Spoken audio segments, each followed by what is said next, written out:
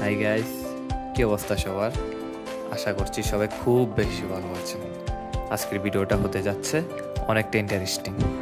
আজকে আমি বাচ্চাদের দুইটা সিরাপ নিয়ে এসেছি, যা কিনা আপনার বাচ্চার জ্বর, সর্দি, কাশি, অ্যালার্জিতে সহায়তা করবে। একটি হচ্ছে নাপা সিরাপ, অপরটি হচ্ছে প্রোজমা সিরাপ। নাপা সিরাপটি হচ্ছে এক জাতীয় প্যারাসিটামল সিরাপ বলা যায়। নাপা সিরাপটি সর্বপ্রথম এনেছেন বেক্সিমকো ফার্মাসিউটিক্যাল একটি কোম্পানি। নাপা সিরাপ সাধারণত কাজ করে গায়ে গায়ে জ্বর, মাথা ব্যথা, দাঁতে ব্যথা, এমনকি সর্বোপরি ব্যথার উপযুক্ত সিরাপ।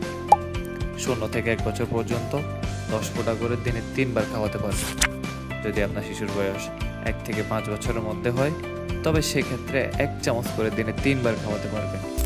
যদি আপনার শিশুর বয়স 6 থেকে 12 বছরের মধ্যে হয়, তবে সেক্ষেত্রে 2 চামচ করে দিনে 3 বার খাওয়াতে পারবেন।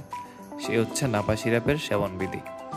অপরদিকে যদি আপনার বাচ্চার সর্দি, কাশি, অ্যালার্জি লেগে থাকে, তাহলে প্রোজমা সিরাপটি খাওয়াতে পারবেন। প্রোজমা সিরাপটি খাওয়ানোর নিয়মাবলী হচ্ছে, সিরাপটি খাওয়ানোর পূর্বে ভালোভাবে ঝাঁকিয়ে নিন। যদি আপনার বাচ্চার বয়স 1 থেকে 3 বছরের মধ্যে হয়, তাহলে আধা চামচ করে দিনে 2 বার খাওয়াতে পারবেন। যদি আপনার বাচ্চার বয়স 4 থেকে 6 বছরের মধ্যে হয়, তাহলে 1 চামচ করে দিনে 2 বার খাওয়াতে পারবেন। আর যদি আপনার শিশুর বয়স 7 থেকে 10 বছরের মধ্যে হয়, তবে সেই ক্ষেত্রে 2 চামচ করে দিনে 2 বার খাওয়াতে পারবেন। সেক্ষেত্রে আপনার বাচ্চার অসুস্থতা হওয়ার সম্ভাবনা খুবই কম থাকবে। তাই জ্বর, সর্দি, কাশি হলে নাপা সিরাপের পাশাপাশি প্রোজমা সিরাপটি খাওয়াতে পারবেন।